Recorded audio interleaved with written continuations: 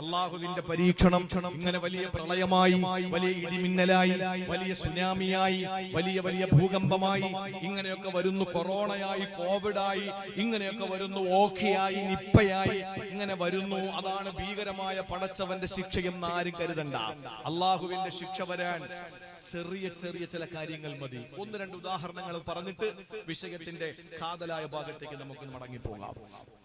രണ്ട് മൂന്ന് ചെറിയ വിഷയങ്ങൾ ഞാൻ പറഞ്ഞു മനസ്സിലാക്കാൻ വേണ്ടി, നമ്മുടെ മനസ്സിലൊന്ന് ഉറയ്ക്കാൻ വേണ്ടിയിട്ട് ചില ഉദാഹരണങ്ങൾ പറയാം. അള്ളാഹുവിന് വലിയ ശിക്ഷയൊന്നും വേണ്ട.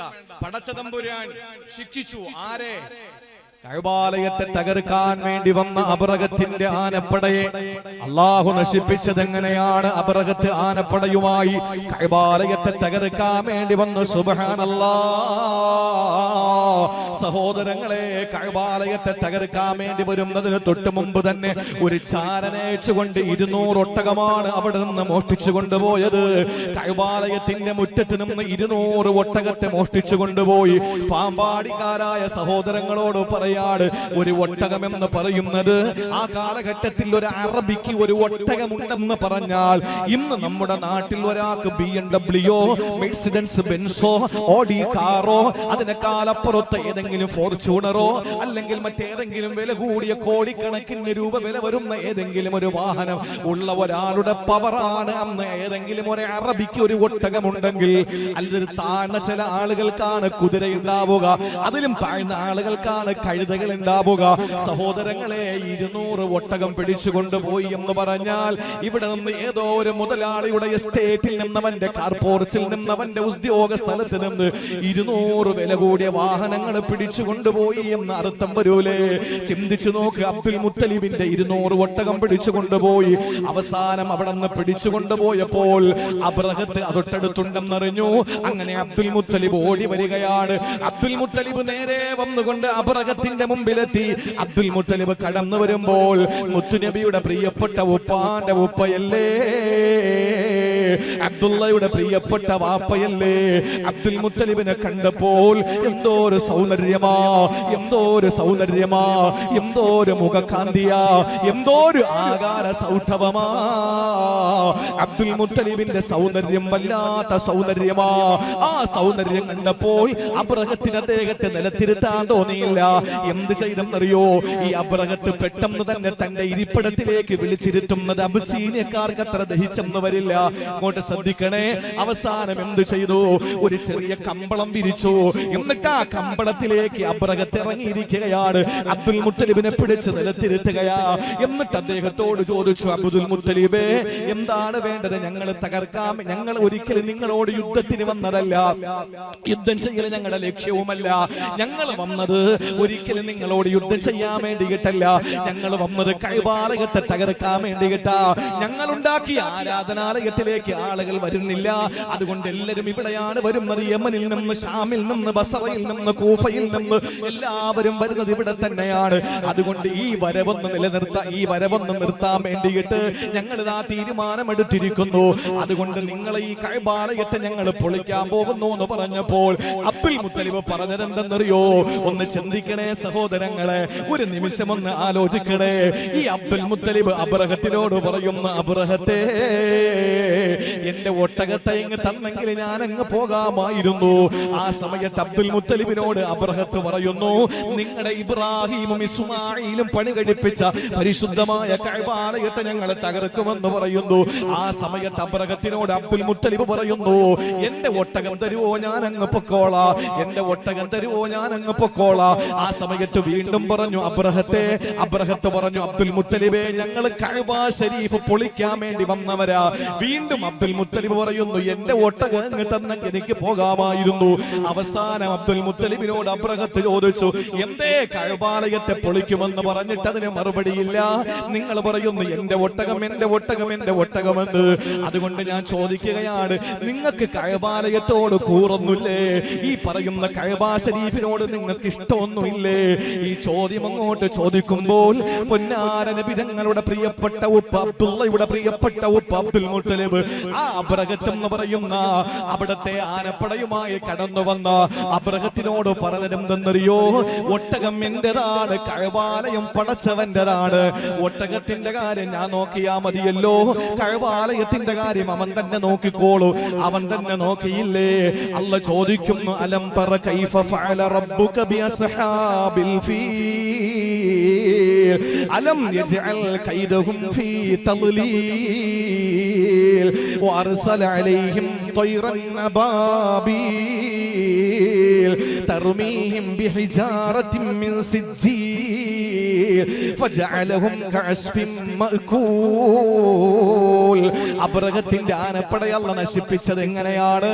ചെറിയ ചെറിയ കിളികളെ കൊണ്ട്, കുരുവിക്കൂട്ടങ്ങളെ കൊണ്ട് അല്ലാഹു തആല നശിപ്പിച്ചു കളഞ്ഞു. എങ്ങനെയായി അവരെന്നറിയോ?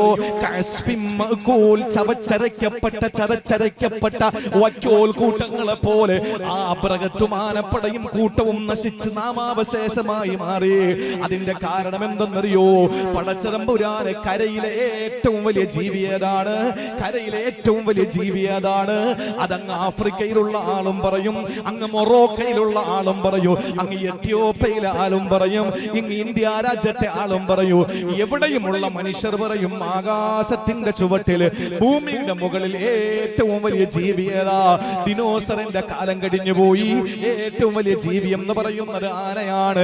ആ ഏറ്റവും വലിയ ജീവിയായ ആനപ്പടയെ മുൻനിർത്തിയിട്ട് കടന്നു വന്ന അബ്രഹത്തിനെ അല്ലാഹു നശിപ്പിക്കാൻ പടച്ച തമ്പുരാൻ മറ്റൊരാനെ ഇറക്കിയില്ല.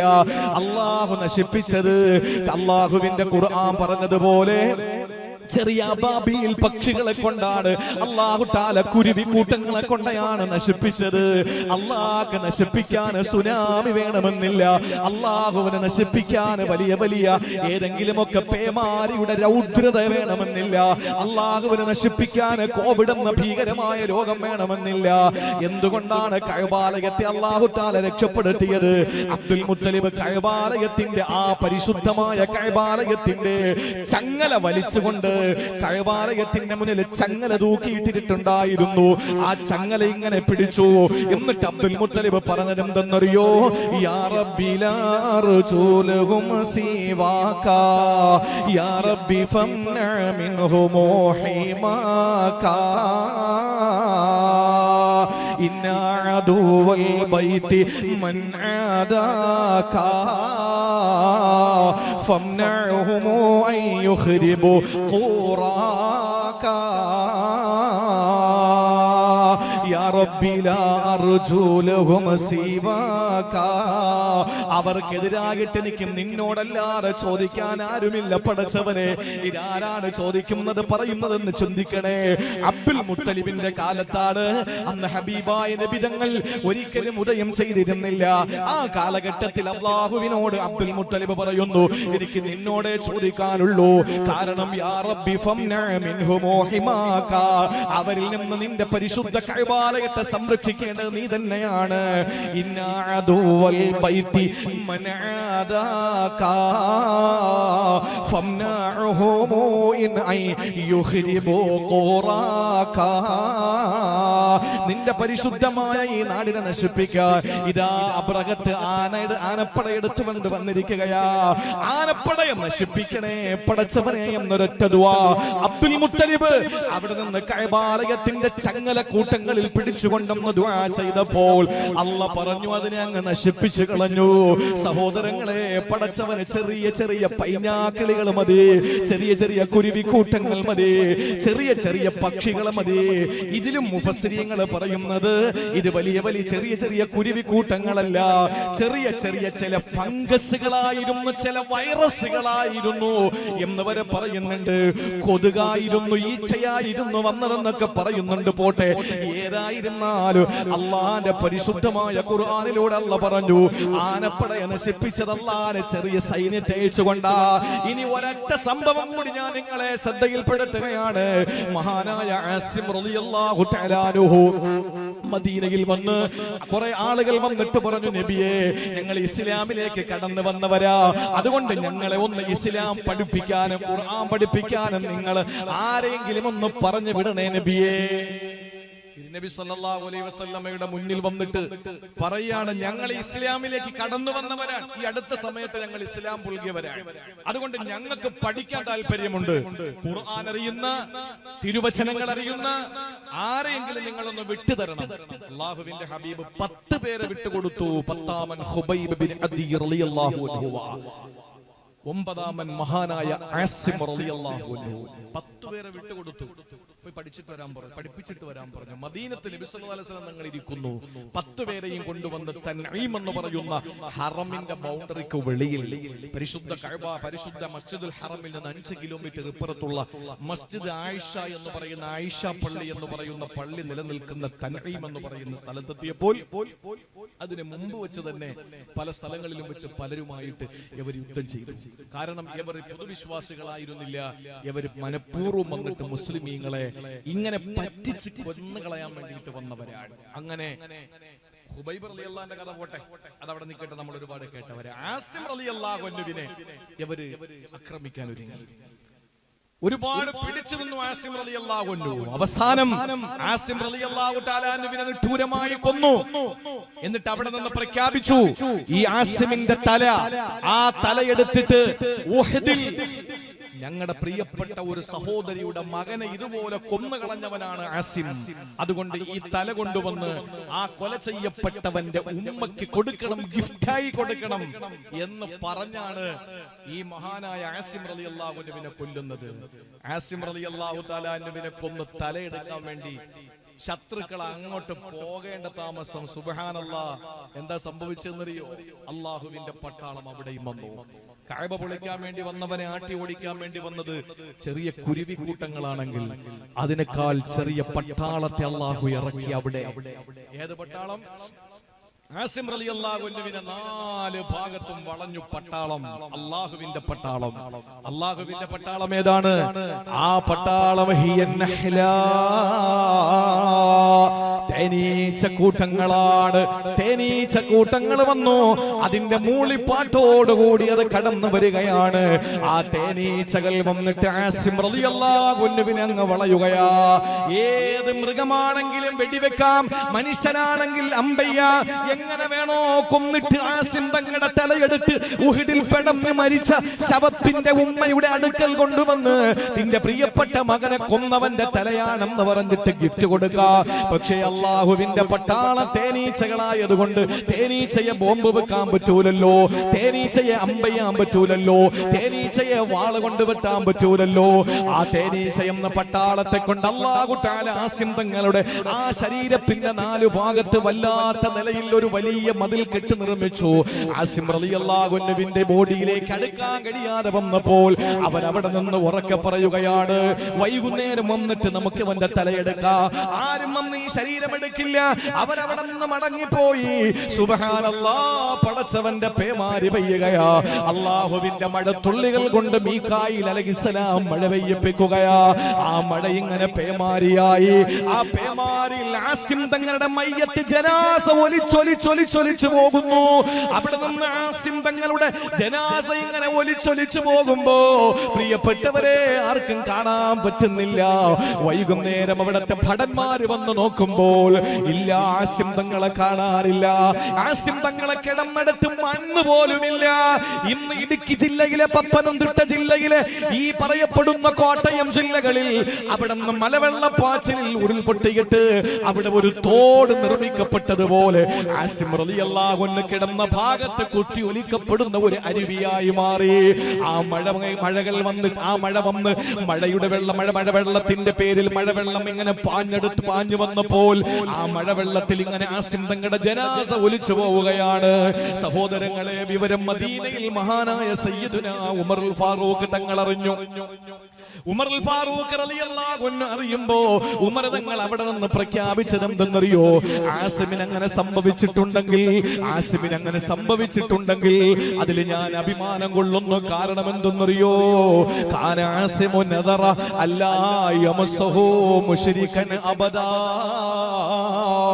അവിടെ നിന്ന് ആസിം തങ്ങൾ എപ്പോഴും ദുആ ചെയ്യുമായിരുന്നു, റബ്ബേ എന്റെ ശരീരത്തിൽ ഒരു മുശ്രിക് തൊടല്ലേ അല്ലാ, ഒരു ബഹുദൈവ വിശ്വാസി എന്റെ ശരീരത്തിൽ തൊടല്ലേ അല്ലാ, എനിക്കൊരു മുശ്രിക്കിനെ കാണേണ്ട അവസ്ഥ വരുത്തല്ലേ അല്ലാ, എന്റെ ശരീരത്തിൽ ഒരു മുശ്രിക് തൊടല്ലേ പടച്ചവനെ എന്ന് ദുആ ചെയ്തു. ഉമർ റളിയല്ലാഹു അൻഹു രോമാഞ്ചത്തോടെ വികാരത്തോടുകൂടി അവിടെ നിന്ന് പ്രഖ്യാപിക്കുകയാ, ഫമനഅഹുല്ലാഹു ബഅദ വഫാത്തി ആസിമി. ആസിമിന്റെ വഫാത്തിന് ശേഷവും അല്ലാഹു ആ പ്രതിജ്ഞ, ആ ദുആ അല്ലാഹു സ്വീകരിച്ചു കൊടുത്തു. ഹയാത്തിൽ അദ്ദേഹത്തെ ഒരു മുശ്രിക് തൊട്ടിട്ടില്ല, അദ്ദേഹം ഒരു മുശ്രിക്കിനെയും സ്പർശിച്ചിട്ടില്ല. അങ്ങനെ തന്നെ അല്ലാഹു അദ്ദേഹത്തെ മരിക്കുന്ന സന്ദർഭത്തിൽ ഒരു മുശ്രിക്കും തൊടാത്ത അവസ്ഥയിൽ അല്ലാഹു തആല എവിടെയോ കൊണ്ടുപോയി ആസിം തങ്ങളെ. ആസിം തങ്ങളുടെ മയ്യത്ത് ആർക്കും അറിയില്ല എവിടെയാണെന്ന്. അതിങ്ങനെ മലവെള്ളപ്പാച്ചിൽ ഇങ്ങനെ പോയി. അള്ളാഹുവിന് വലിയ വലിയ സിംഹത്തെ ഇറക്കേണ്ടതുണ്ടോ? അള്ളാഹുവിന് കടുവക്കൂട്ടങ്ങൾ ഇറക്കേണ്ടതുണ്ടോ? അള്ളാഹുവിന് ആനക്കൂട്ടങ്ങൾ ഇറക്കേണ്ടതുണ്ടോ? അള്ളാഹുവിന് ചെമ്പുലികൾ ഇറക്കേണ്ടതുണ്ടോ? അള്ളാഹുവിന് ഏതെങ്കിലും ഭീകരമായ ഹിംസ്ര ജന്തുക്കളെ ഇറക്കിയിട്ട് നശിപ്പിക്കേണ്ടതുണ്ടോ? ഇല്ല. ഇവിടെ തേനീച്ചകളെ കൊണ്ട് അല്ലാഹു തആല ശത്രുക്കളെ പരാജയപ്പെടുത്തി. തൊട്ടു മുമ്പ് അബാബീൽ എന്ന കുരുവി കൂട്ടങ്ങളെ കൊണ്ട് അല്ലാഹു ശത്രുക്കളെ പരാജയപ്പെടുത്തി. അതുകൊണ്ട് അല്ലാഹുവിന്റെ ശിക്ഷ വരുമെന്ന് പറയുമ്പോൾ അഫഅമിന അഹ്ലുൽ ഖുറാ അയതിയഹും ബഅസുനാ ബയാതൻ വഹും നായിമൂൻ അഫഅമിന അഹ്ലുൽ ഖുറാ അയതിയഹും ബഅസുനാ ളുഹൻ വഹും യൽഅബൂൻ. അതാ നമ്മൾ പറഞ്ഞു വന്നത്. പകലും രാത്രിയിലും നമ്മൾ കളിക്കുകയും കിടക്കുകയും ചെയ്യുമ്പോൾ നമ്മുടെ ജീവിതത്തിൽ അല്ലാഹുവിന്റെ പരീക്ഷണങ്ങൾ വരില്ല എന്ന നിർഭയത്തോടു കൂടി ജീവിക്കാൻ നമുക്ക് കഴിയില്ല. കാരണം അല്ലാഹുവിന്റെ പരീക്ഷണം വരും. അതിന് വലിയ എന്തെങ്കിലും ഭീകരമായ പരീക്ഷണം തന്നെ ആകണമെന്നൊന്നുമില്ല. അതിന്റെ ഏറ്റവും വലിയ തെളിവാണ് കോവിഡ് വൈറസ്. ഞാൻ പറഞ്ഞല്ലോ, കാണാൻ പറ്റില്ല. അതുകൊണ്ട് പ്രിയപ്പെട്ട സഹോദരങ്ങളെ, അള്ളാഹുവിന്റെ പരീക്ഷണങ്ങൾ വരും. ചെറിയ ചെറിയ പരീക്ഷണങ്ങൾ അള്ളാഹു തന്നുകൊണ്ടിരിക്കും. ബനൂ ഇസ്രായേലുകളെ സംബന്ധിച്ചിടത്തോളം അള്ളാഹു അവർക്ക് കൊടുത്ത നിഅമത്തുകൾക്ക് വല്ല കണക്കുണ്ടോ? മഞ്ഞ് സൽവ ആകാശത്ത് നിന്ന് അള്ളാഹു ഭക്ഷണം ഇറക്കി കൊടുത്തു. മഞ്ഞ് സൽവ, ഏറ്റവും നല്ല ഭക്ഷണം മഞ്ഞ് സൽവ. അവസാനം നല്ല ഇറച്ചിയാണ്, കാടപ്പക്ഷിയുടെ ഇറച്ചിയാണ്. അപ്പൊ ഇതങ്ങോട്ട് ഇറക്കി കൊടുത്തപ്പോ അവര് പറഞ്ഞു, ഞങ്ങൾക്ക് വെജിറ്റബിൾ മതി എന്ന് പറഞ്ഞു. ഇപ്പോഴും ഞാൻ ചോദിക്കാൻ, നോൺ വെജാണോ വെജാണോ ഏറ്റവും ഹൈർ എന്ന് ചോദിച്ചാൽ കൃത്യമായി അള്ളാഹു പറഞ്ഞിട്ടുണ്ട് നോൺ വെജ് തന്നെയാണ്, ഒരു സംശയമില്ല. ഖുർആനാണ് സാക്ഷി അതിന്. അള്ളാഹു ചോദിച്ചു മൂസാ നബിയോട്, ചോദിക്കാത്തസ്തബ്ദിലൂന, നിങ്ങൾ പകരമാക്കുകയാണോ? ഹൈറായ ഭക്ഷണം നിങ്ങൾക്ക് തന്നപ്പോൾ ആ ഹൈർ അല്ലാത്ത ഭക്ഷണത്തെ കൊണ്ട് നിങ്ങൾ അള്ളാഹുവിനോട് പകരം ചോദിക്കുകയാണോ? അല്ലേ? കാടപ്പക്ഷിയുടെ ഇറച്ചി അല്ല കൊടുത്തു. അഥവാ അള്ളാഹു നല്ല ഒന്നാം തരം ഇറച്ചി കൊടുത്തപ്പോ അത് തിന്നിട്ട് പറയുന്നു, ഞങ്ങൾക്ക് ഇനി പച്ചക്കറി മതി. അവസാനം അല്ല പച്ചക്കറി കൊടുത്തു. കക്കരിക്ക, വെള്ളരിക്ക, ഉള്ളി, പയറ്, കക്കരിക്ക, വെള്ളരിക്ക, ഇതൊക്കെ താപടച്ചോനെ എന്ന് പറഞ്ഞു. അല്ല ചോദിച്ചത്, നിങ്ങൾക്ക് വട്ടുണ്ടോ? നിങ്ങൾക്ക് എന്തായി പറയുന്നത്? നിങ്ങൾക്ക് നല്ല ഭക്ഷണം കൊണ്ട് തന്നപ്പോ അത് വേണ്ട, നിങ്ങൾക്ക് ഇത് മതി എന്ന് പറയുന്ന നിങ്ങൾക്ക് ബോധമില്ലേ? അല്ല ചോദിക്കാൻ. നിങ്ങൾ നോക്കൂ എന്റെ പ്രിയപ്പെട്ട സഹോദരങ്ങളെ, ബനൂ ഇസ്രായേലിൽ അല്ലാഹു തആല അരുവികൾ തീർത്തുകൊണ്ട് അല്ലാഹു തആല അവർക്ക് സൗകര്യങ്ങൾ മുഴുവനും ചെയ്തു കൊടുത്തു. മേഘത്തെ അല്ലാഹു തണലാക്കി കൊടുത്തു. എല്ലാ സംവിധാനങ്ങളും കൊടുത്തിട്ട് അവർക്ക് നന്നായില്ല. അവര് നന്നായില്ല. നമുക്കും അല്ലാഹു എന്തൊക്കെ സൗഭാഗ്യങ്ങളാ തരുന്നത്! എത്ര സൗഭാഗ്യങ്ങൾ അല്ലാഹു തന്നു. ആ സൗഭാഗ്യങ്ങൾ മുഴുവനും നമുക്ക് പടച്ചവൻ തന്നിട്ട് നമുക്ക് വല്ല മാറ്റമുണ്ടോ? ഇതേ അവസ്ഥ ബനൂ ഇസ്രായേലികൾക്ക് ഉണ്ടായി. ഒരു മാറ്റവും ഇല്ല. മൂസാ നബിക്കെതിരെ പ്രവർത്തിക്കാൻ തുടങ്ങി, നാട്ടിൽ ഫിത്ന ഉണ്ടാക്കാൻ തുടങ്ങി, നാശം ഉണ്ടാക്കാൻ തുടങ്ങി. ആ സമയത്ത് അള്ളാഹു എന്ത് പരീക്ഷണം കൊടുത്തെന്നറിയോ?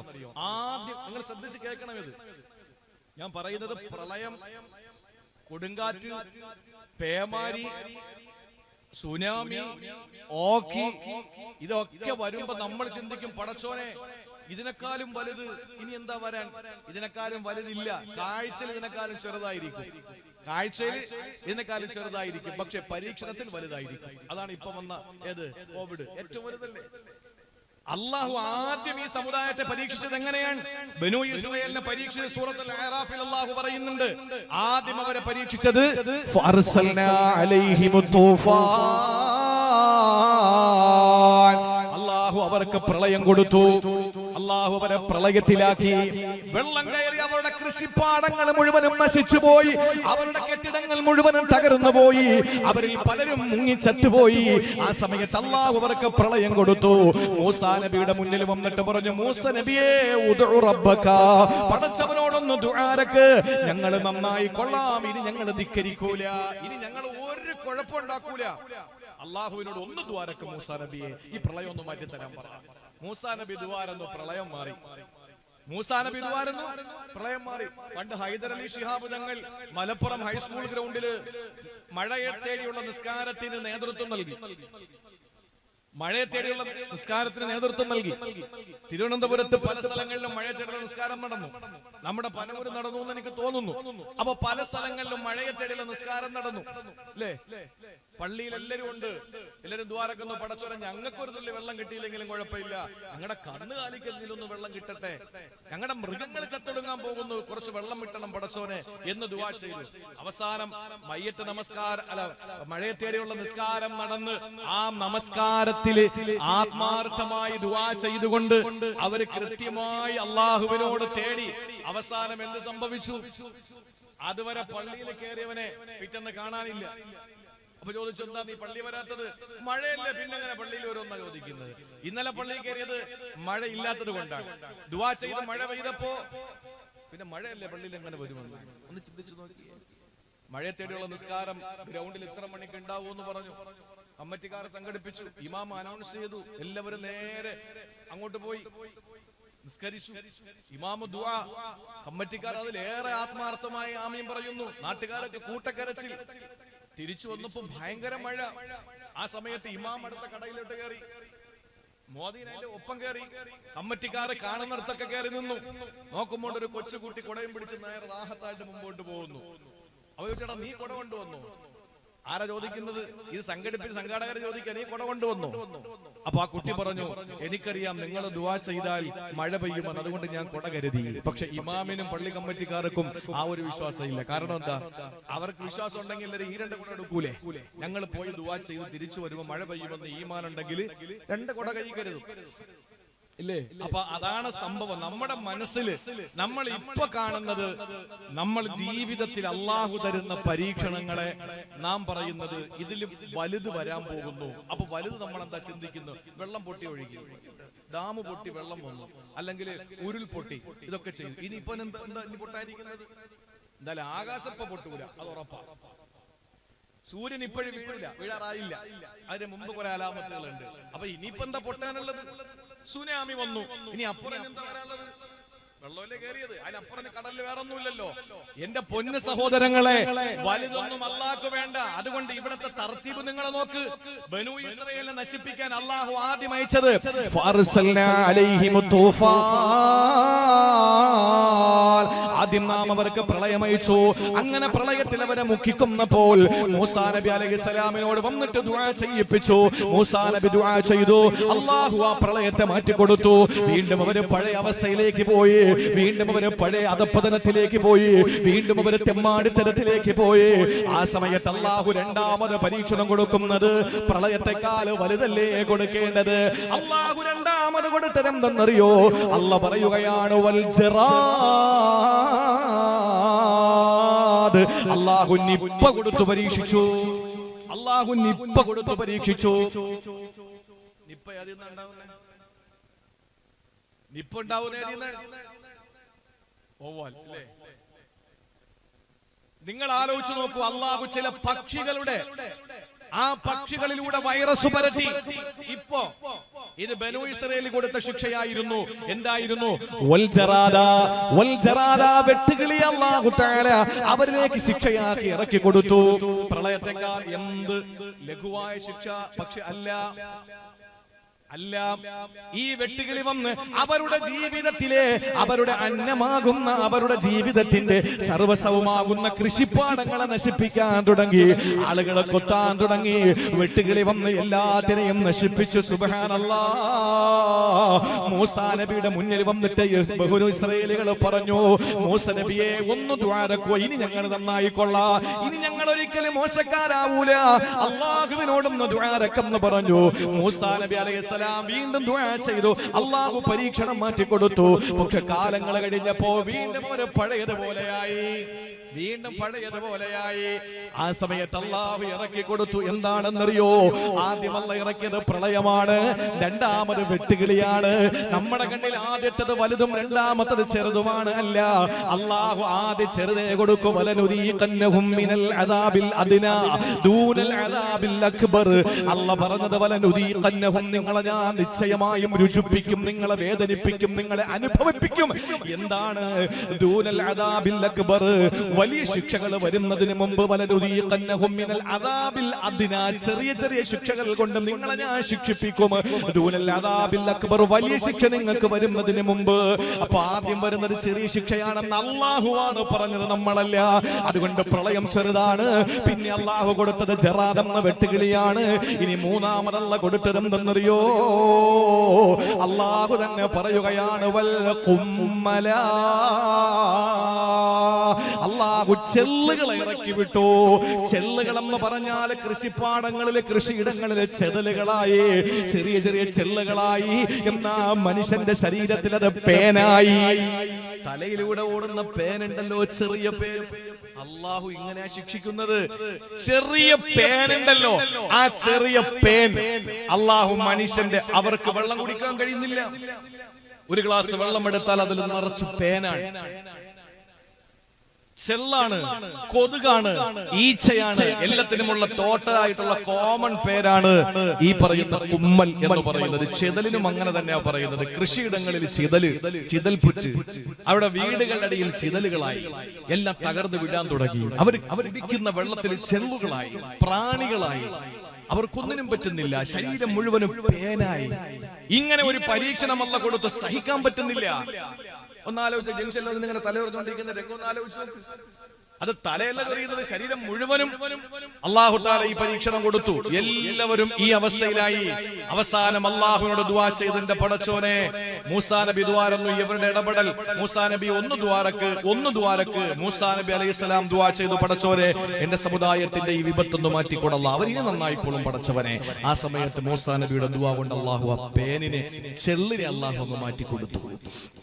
അത് മാറ്റിയപ്പോൾ അവരുടെ ജീവിതം പഴയതിനേക്കാൾ അപ്പുറത്തേക്ക് പോയി, വീണ്ടും മോശക്കാരായി മാറി. ആ സമയത്ത് അല്ലാഹു വീണ്ടും പരീക്ഷണങ്ങൾ കൊടുക്കുകയാണ്. അതേതാണ് അടുത്ത പരീക്ഷണം എന്നറിയോ? നാലാമത്തെ പരീക്ഷണം എന്നറിയോ? വൽ ഖുമ്മല വല്ലഫാദിഅ, തവളകളെ ഇറക്കി അല്ലാഹു പരീക്ഷിച്ചു. തവളകളെ എന്ന് പറഞ്ഞാൽ അന്ന് തവളകളെ തിന്നും ആളുകൾ. അപ്പൊ ആ തവളകൾ അടുത്ത ഈ പേനിന്റെ ദുരന്തത്തെക്കാൾ ഭീകരമായ ദുരന്തമാണ്. അവര് തിന്നുമെങ്കിലും എത്രയെന്നും പറഞ്ഞ് തിന്നും. ഈ തവളകളെ ഇറക്കി അവരുടെ എന്തെങ്കിലും പാകം ചെയ്താൽ അടുപ്പിൽ നിറക്കുന്ന പാത്രം നിറച്ച തവളയായി. ഒരു തഫ്സീറുകളിൽ കാണുന്ന ഒരു കമീസ്, ഒരു കന്തൂർ എടുത്തവർക്ക് ഇടാൻ പറ്റില്ല. അതിന്റെ പോക്കറ്റിൽ, അതിന്റെ എല്ലാ മടക്കിലും, കൈയുടെ മടക്കിലും ഒക്കെ കയറിയിരിക്കാൻ തുടങ്ങി തവള. എവിടെ പോയാലും തവള. അവരുടെ മൃഗങ്ങളുടെ അവരുടെ മറ്റ് സംവിധാനങ്ങളുടെ, അവരുടെ യാത്രാ വാഹനങ്ങളുടെ എല്ലാത്തിലും തവളയായി. കുടിക്കാൻ പറ്റുന്നില്ല, തിന്നാൻ പറ്റുന്നില്ല. അള്ളാഹുവിന്റെ പരീക്ഷണം. കരഞ്ഞ് വീണ്ടും മൂസാ നബി എടുത്തുകൊണ്ട് പറഞ്ഞു, ഇനി ഒരിക്കലും ഞങ്ങൾ തെറ്റ് ചെയ്യില്ല മൂസാ നബിയെ, ഒന്നുകൂടി ഞങ്ങൾക്ക് ഒരു അവസരം കൊടുത്താ, ഒന്നുകൂടെ ദ്വാരക. എണ്ണി വെച്ചോ എത്ര? 3 പ്രളയം, 2.5 പ്രളയമുണ്ടായി. 2 പൂർണ്ണ പ്രളയവും ഒരു ഭാഗികമായ പ്രളയവും. എന്നിട്ട് അല്ലാഹു ഓക്കി തന്നു, നിപ്പ തന്നു, വൈറസ്, ഈ കോവിഡ് തന്നു. എന്നിട്ട് നന്നായില്ല, വീണ്ടും അല്ലാഹു ഒരു പ്രളയം തന്നു. ഇങ്ങനെ ഓരോന്ന് ബനു ഇസ്രായേലിന് കൊടുത്തതുപോലെ നമുക്ക് തന്നോണ്ടിരിക്കുക. പിന്നെ നമുക്കുള്ളൊരു ഭാഗ്യം എന്ന് പറഞ്ഞാൽ അല്ലാഹു ഈ പരീക്ഷണങ്ങളൊക്കെ കൊടുക്കുമ്പോഴും നമ്മൾ അല്ലാഹുവിനോട് ദുആ ചെയ്യുന്നതിന് മുമ്പ് തന്നെ നമ്മൾ ആരും വലുതായിട്ട് ആത്മാർത്ഥമായി നമുക്ക് ദുആരക്കാൻ ടൈമില്ലല്ലോ. കാരണം നമ്മൾ TV ഓണാക്കി വെച്ചിരിക്കുകയാണ്. കാരണം എത്ര പേര് മരിച്ചു. പിറ കാണാൻ പോകുമ്പോ തന്നെ മൊബൈലിൽ നോക്കിയിട്ട് ഇങ്ങനെ കുനിഞ്ഞു നോക്കിക്കൊണ്ടിരിക്കുക. പിറ കണ്ട. മലന്ന് ആകാശത്തിൽ നോക്കിയാലേ പുറ കാണോ? ഈ ദുനിയാവുള്ള മുഴുവനും മൊബൈൽ നോക്കിക്കൊണ്ടിരിക്കുക, പുറ കണ്ടെന്ന് എവിടെയെങ്കിലും? ഇത് ആരെങ്കിലും ഒരാൾ മേപ്പോട്ട് നോക്കിയിരുന്നെങ്കിൽ കാപ്പാട് കണ്ടനെ. പക്ഷെ ഈ ജീവിതത്തിൽ നമുക്ക് അള്ളാഹു തന്ന പരീക്ഷണങ്ങൾ നമ്മുടെ പ്രിയപ്പെട്ട നാട്ടുകാര്, പരിസര ജില്ലക്കാർ അനുഭവിച്ചുകൊണ്ടിരിക്കുമ്പോ ഒന്ന് ദുആ ചെയ്യാനും അവർക്ക് വേണ്ടി ഒന്ന് നിസ്കാരപ്പായിരിക്കാനും നമുക്ക് സമയമില്ല. നമ്മൾ നോക്കുന്ന ചാനലുകൾ മാറ്റി മാറ്റി നോക്കുന്നു, അവിടെ എത്ര മരണം ഇവിടെ എത്ര മരണം നോക്കിയിരിക്കുന്നു. പക്ഷേ നമ്മളെ ദുആയൊന്നും ഇല്ലാതെ അള്ളാഹു താല ടെസ്റ്റ് ഡോസുകൾ നടത്തി നമ്മളെ അള്ളാഹു താല ഒന്ന് ശുദ്ധീകരിച്ച് റബ്ബ് നമ്മളെ രക്ഷപ്പെടുത്തിക്കൊണ്ടിരിക്കുകയാണ്. അതുകൊണ്ടാണ് നമ്മൾ വീണ്ടും ഇവിടെ ഒരുമിച്ച് കൂടിയത്. കോവിഡൊക്കെ വന്നപ്പോൾ ആരെങ്കിലും കരുതിയോ ഇനി ഇങ്ങനെ ഒരു ഒരുമിച്ച് കൂടല്? നമ്മളൊക്കെ ചിന്തിച്ചു അള്ളാഹ് ഇനി എല്ലാവരും മരിക്കാൻ, നമ്മളെല്ലാരും മരിച്ചു പോകും എന്ന് പറഞ്ഞിട്ട് എല്ലാവരും ആ ഒരു തയ്യാറെടുപ്പിലായിരുന്നു. പക്ഷെ ഈ അവസ്ഥയിൽ വീണ്ടും നമ്മൾ വഅദിന്റെ മജ്‌ലിസുകൾ സജീവമാകുന്നു. നിങ്ങൾ ആലോചിച്ച് നോക്കൂ, അള്ളാഹു തന്ന നിഅമത്താണ്. ആരുടെയൊക്കെയോ ദുആ, ആരുടെയൊക്കെയോ പടച്ചവന്റെ മുന്നിൽ കൈ നീട്ടിയുള്ള ആത്മാർത്ഥമായ ദുആ, മുൻഗാമികളുടെ നമ്മുടെ ദുആ, ആ ദുആയുടെ ഫലം നമ്മുടെ നാടും അങ്ങനെ തന്നെ. കെ അബ്ദുൽ കരീം ഉസ്താദ് ഒക്കെ നമ്മുടെ നാടിന് വേണ്ടിയിട്ട് ദുആ ചെയ്തു പോയ ആ ഒരു ദുആയാണ് അൽഹംദുലില്ലാഹ് നമ്മൾ ഇപ്പോഴും നിന്നു പോകുന്നത്. വരുന്ന ബുധനാഴ്ച ഉസ്താദിന്റെ ആണ്ടാണ്. 14 വർഷം 2007 ബഹുമാനപ്പെട്ട ശൈഖുനാ കെ അബ്ദുൽ കരീം ഉസ്താദ് എന്ന് പറയുന്ന നമ്മുടെ ഒക്കെ ദർസിൽ ഉസ്താദ്, ബഹുമാനപ്പെട്ട നമ്മുടെ മഹാനായ ആ ശൈഖിന, അദ്ദേഹം ഈ ലോകത്തോട് വിട പറഞ്ഞു പോയി. നമുക്ക് അതിലപ്പുറം നമുക്കും ഇപ്പോഴും ആ നഷ്ടത്തിന്റെ കഥകൾ, ആ നഷ്ടത്തിന്റെ ആ വേദന നമുക്ക് ഇപ്പോഴും മനസ്സിലായിട്ടില്ല. പക്ഷേ നാളിതുവരെ നമ്മൾ ആ ഖബർ സിയാറത്ത് ചെയ്യും, നമ്മൾ അവിടെ കൂടും, നമ്മൾ കുറച്ച് ദിക്ർ ചൊല്ലും, ദുആ ചെയ്യും, എന്നിട്ട് നമ്മൾ പിരിയും. നമ്മുടെ മനസ്സിൽ ഇന്നും അബ്ദുൽ കരീം ഉസ്താദ് മറന്നിട്ടില്ല. നമ്മുടെ വീടുകളിൽ ഒരിക്കലും ദർസിലെ ഉസ്താദ് മാഞ്ഞു പോയിട്ടില്ല. നമ്മുടെ കുടുംബത്തിൽ ആർക്കും അദ്ദേഹം അന്യമല്ല. പക്ഷെ നാളത്തെ ഒരു തലമുറ ഇതാരാണ് ഈ കെ എം അബ്ദുൽ കരീം മൗലവി എന്ന് പറയുന്നത്, ആരാണിത് എന്ന ഒരു ചോദ്യചിഹ്നം ഉണ്ടാകും. നമുക്കത് പകർന്നു കൊടുക്കണം. അതുകൊണ്ട് ഇൻഷാ അല്ലാഹ് ഞങ്ങൾ പനവൂരിലെ പണ്ഡിതന്മാര്, ബഹുമാനപ്പെട്ട ഉസ്താദുമാരൊക്കെ നേതൃത്വം കൊടുക്കുന്ന അല്ലെങ്കിൽ ഉസ്താദുമാരോടൊക്കെ ആലോചിച്ചപ്പോൾ വർഷം തോറും അബ്ദുൽ കരീം ഉസ്താദിനെ സ്മരിക്കാൻ തീരുമാനിച്ചു. ആണ്ടിന് ഒരാണ്ട് മുടക്കാതെ എല്ലാ വർഷവും. അപ്പൊ വളർന്നു വരുന്ന തലമുറകൾ ചോദിക്കും ഇതാരായിരുന്നു. അപ്പൊ നമുക്ക് നമ്മുടെ മക്കൾക്ക് പകർന്നു കൊടുക്കാൻ കഴിയും, അവരവരുടെ മക്കൾക്ക് പകർന്നു കൊടുക്കും. അബ്ദുൽ കരീം ഉസ്താദിന്റെ ആത്മാർത്ഥമായ ദുആയ ഇന്ന് നമ്മൾ ഈ നാടിൽ കാണുന്ന നാഗരികത, നമ്മുടെ ഈ പരിശുദ്ധമായ ദീനിന്റെ പരിപാവനമായ നമ്മുടെ ഈ അനുഗ്രഹീതമായ നമ്മുടെ ഈ എല്ലാ പ്രോജ്വലതകളും, ഈ പ്രഭയും ഈ പ്രസരിപ്പും ഈ പ്രൗഢിയും ഈ പ്രസിദ്ധിയും ഈ പ്രശസ്തിയും ഇതൊക്കെയും ബഹുമാനമുള്ള നമ്മുടെ പ്രിയപ്പെട്ട ഉലമാക്കൾ നമുക്ക് സമ്മാനമായി തന്നിട്ട് പോയതാണ്. അല്ലാതെ ഇപ്പോ ഉള്ള നമ്മൾ ആരുടെയും ഇടുക്കൊണ്ടൊന്നുമല്ല ഈ പനവൂരിന് ഈ പ്രൗഢി ഒന്നും ഉണ്ടായത്. അതുകൊണ്ട് സ്മരിക്കണം. ബുധനാഴ്ച എന്റെ ശബ്ദം കേൾക്കുന്ന എല്ലാ സഹോദരങ്ങളും ബുധനാഴ്ച ഓരോ ഫാത്തിഹ യാസീൻ കഴിയുമെങ്കിൽ ഓതുക. കഴിയണമല്ലോ, നമുക്ക് നമ്മുടെ നേതാവിന് അല്ലെങ്കിൽ നമ്മുടെ നാട്ടിലെ നായകന് വേണ്ടി ഓതാൻ പറ്റിയില്ലേ പിന്നെ ആരൊക്കെ ഓതാൻ പറ്റുക?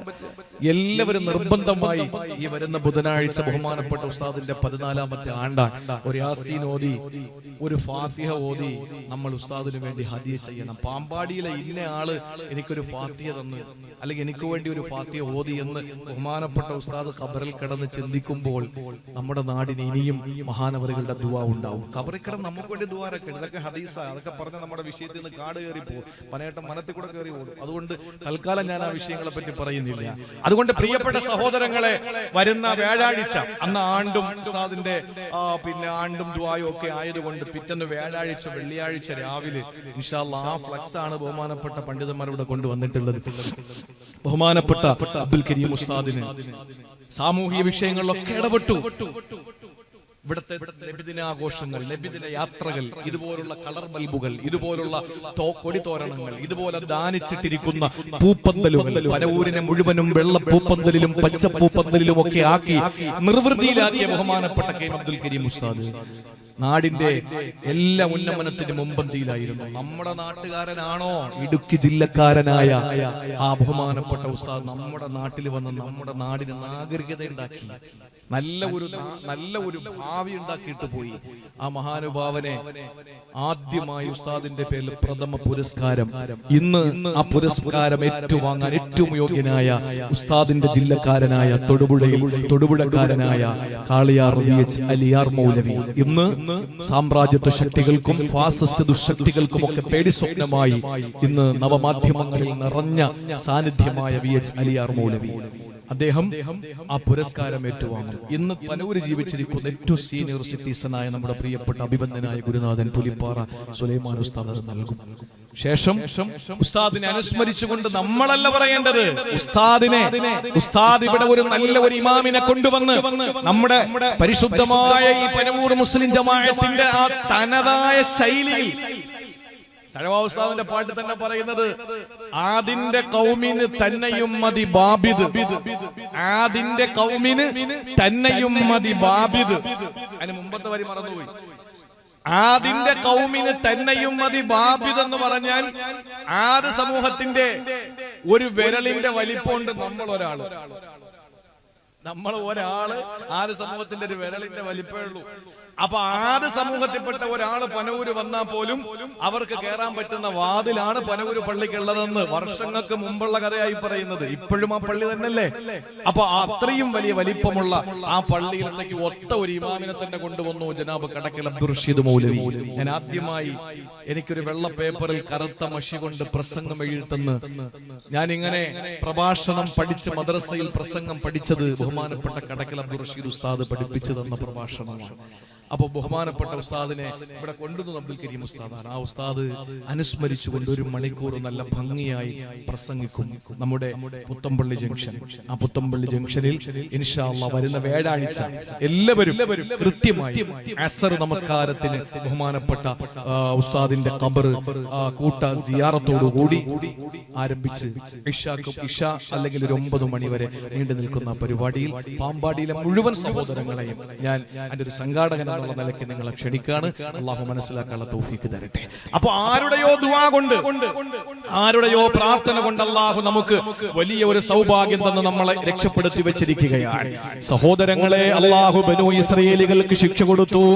അത് തവളകളായിരുന്നു. ആ തവളകൾ അള്ളാഹു ശിക്ഷയായി ഇറക്കിയപ്പോൾ മൂസാ നബിയുടെ മുമ്പിൽ വന്നിട്ട് പറഞ്ഞു, മൂസ നബിയേ ദുആ ചെയ്യണേ, മൂസ നബിയേ ദുആ ഇറക്കണേ, ഇനി ഞങ്ങൾ തെറ്റ് ചെയ്യില്ല. അവസാനം അല്ലാഹു ഒരവസരം അവർക്ക് അല്ലാഹു കൊടുത്ത ശിക്ഷ എന്തെന്നറിയോ? അല്ലാഹു ഒടുക്കത്തെ ശിക്ഷ അങ്ങോട്ട് കൊടുത്തു. ഈ ഒടുക്കത്തെ ശിക്ഷ ഏതെന്നറിയോ? നമ്മൾ പറയുമല്ലോ രക്തം കണ്ടു എന്ന് പറയുമല്ലോ. എല്ലാത്തിന്റെയും അവസാന രക്തമല്ലേ? രക്തം കണ്ടു എന്ന് പറയുന്ന അവസ്ഥയിൽ അല്ലാഹു ആ പരീക്ഷണത്തെ അങ്ങനെ തന്നെ കൊടുത്തു. പിന്നെ അല്ലാഹു കൊടുത്തത് രക്തമാണ്. ശരീരത്തിൽ നിന്ന് രക്തം ഇങ്ങനെ ഒലിച്ചിറങ്ങാൻ തുടങ്ങി. മാത്രമല്ല, കുടിക്കാൻ ഒരു ഗ്ലാസ് വെള്ളമെടുത്താൽ അതിൽ രക്തമായി. വസ്ത്രം ധരിക്കാൻ പറ്റുന്നില്ല, മുഴുവനും ബ്ലഡാണ്. ആളുകൾക്ക് ഇങ്ങനെ ബ്ലീഡിങ്ങിന് പുറത്ത് ആളുകളുടെ ശരീരത്തിൽ മാത്രമല്ല, അവർ കുടിക്കാൻ വേണ്ടി ഒരു ഗ്ലാസ് വെള്ളമെടുക്കുന്നു. പക്ഷെ ഒന്ന് നിങ്ങൾ അറിയണേ, ഈ ശിക്ഷ ഇത്രയും കൊടുത്തപ്പോൾ ധിക്കാരികൾക്ക് മാത്രമാണല്ല ശിക്ഷ കൊടുത്തത്.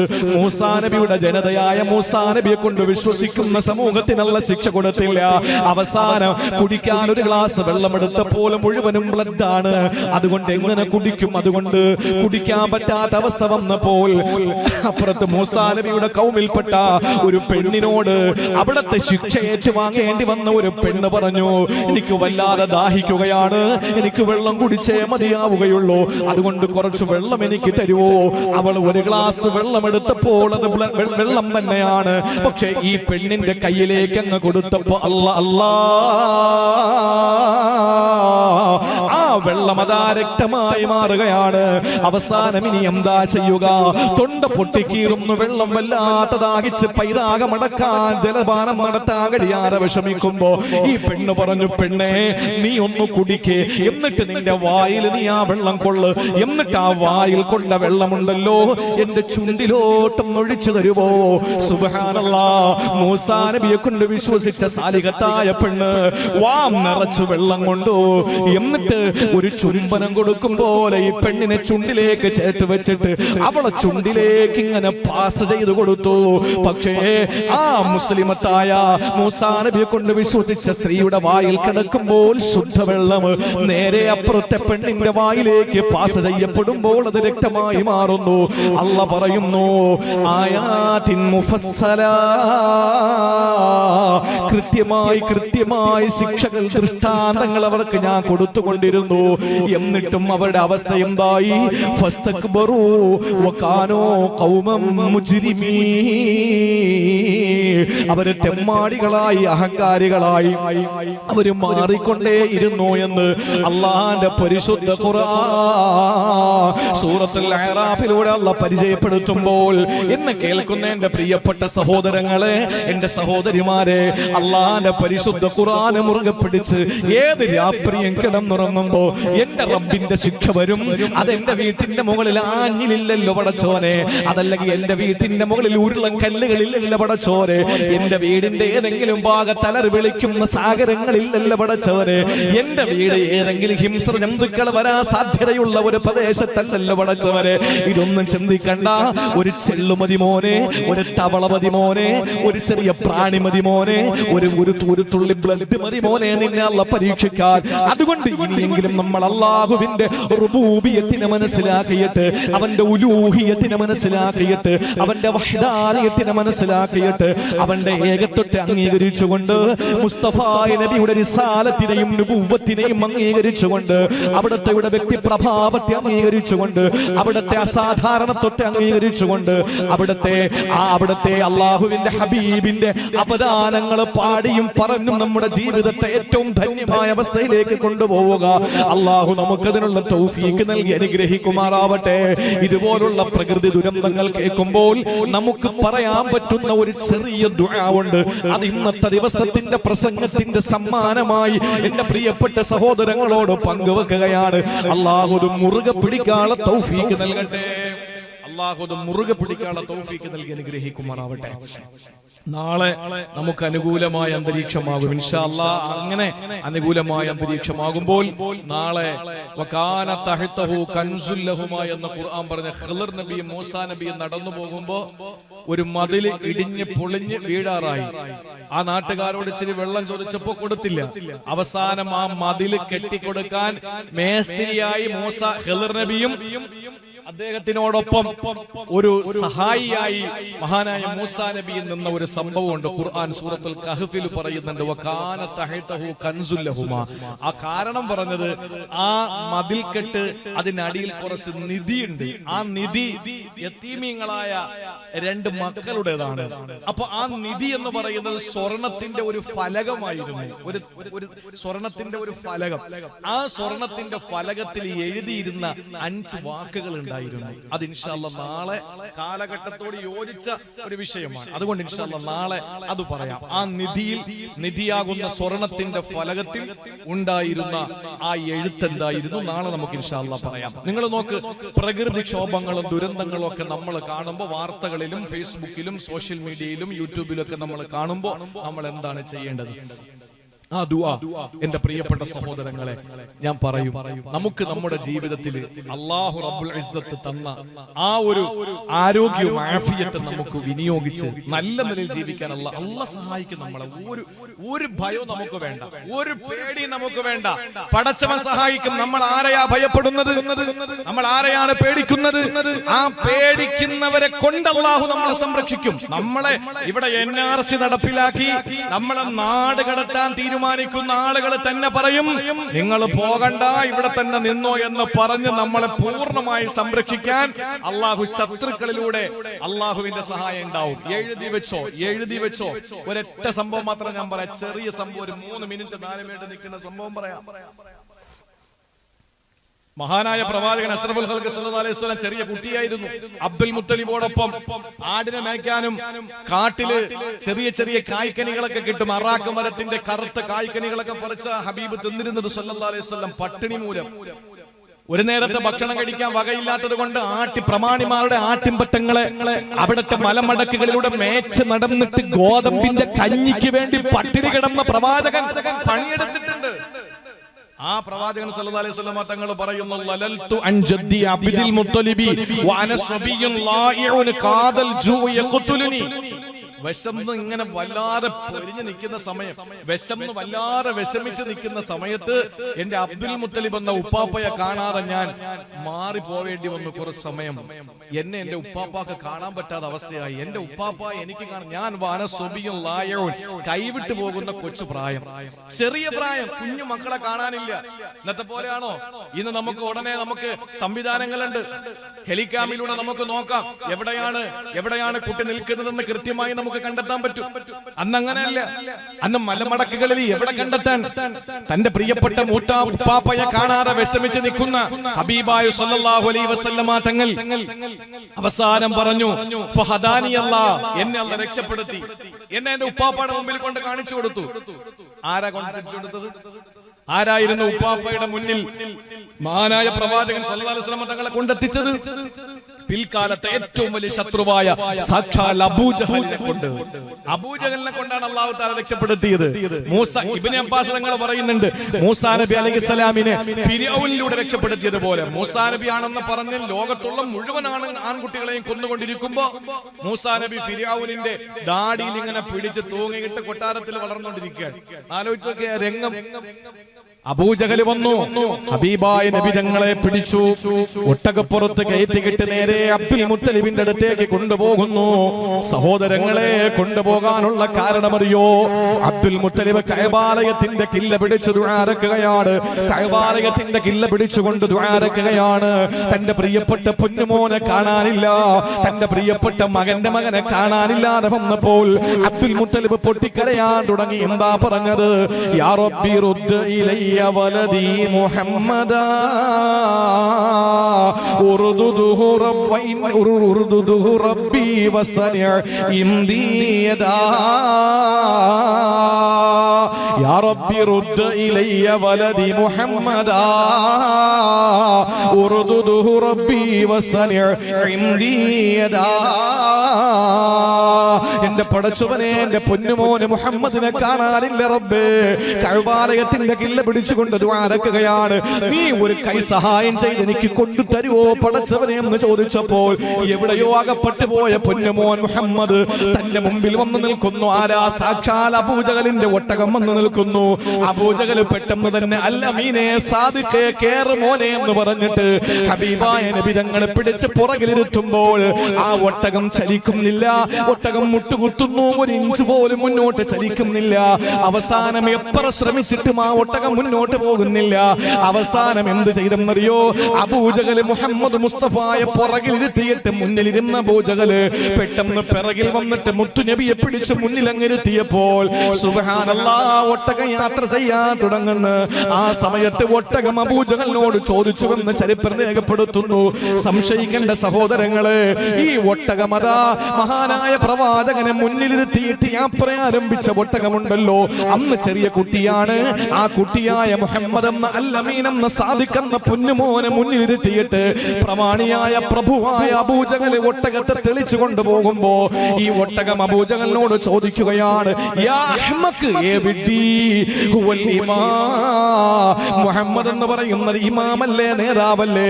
ഫകൈഫ യഖൂമു ഖൽഫൽ മുഖ്തദി, പിൻപറ്റേണ്ട നിന്റെ പുറകിൽ എങ്ങനെയാടാ നേതാവിരിക്കുന്നത്? നീ അനുയായിയല്ലേടാ, നിന്റെ പുറകിൽ എങ്ങനെ മുഹമ്മദിനെ ഇരുത്താൻ നിനക്ക് കഴിയുമടാ വിഡ്ഢി? ഇതാരാണ് ചോദിച്ചത്? ഇത് ചോദിച്ചത് ഒട്ടകമാണ്. ഇത് അല്ലാഹുവിന്റെ റസൂലിനെ കേൾക്കാൻ പറ്റുന്നുണ്ട്. അബൂജഹലിനെയും അല്ലാഹ് കേൾപ്പിച്ചു കൊടുത്തു.